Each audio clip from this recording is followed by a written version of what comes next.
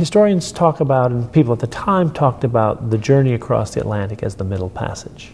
And it was, by any measure, a harrowing journey.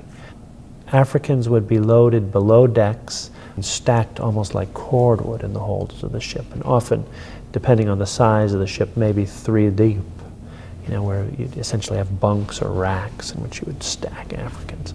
Generally on slave ships, women and children would be confined in separate compartments from men.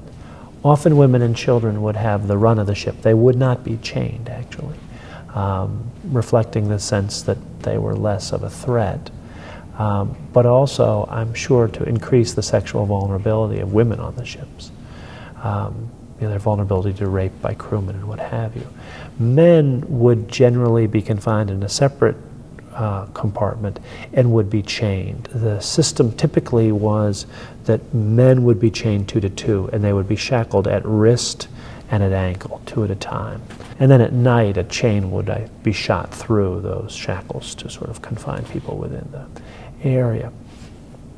So on these ships then, most of the time, captives would be kept below decks.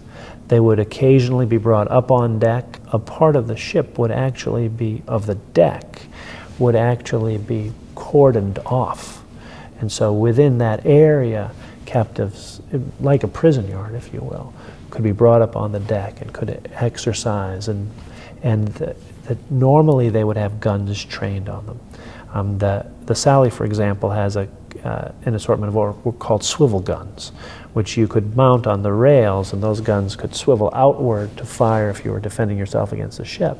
But they could also then swivel inward, be loaded with grape shot in the event of an insurrection. And insurrections were, in fact, very common on slave ships. Probably, it's hard to know exactly, but I think the best sort of estimates by historians would be about 1 in 10 transatlantic slaving voyages had an insurrection sufficient to have produced at least 1 fatality.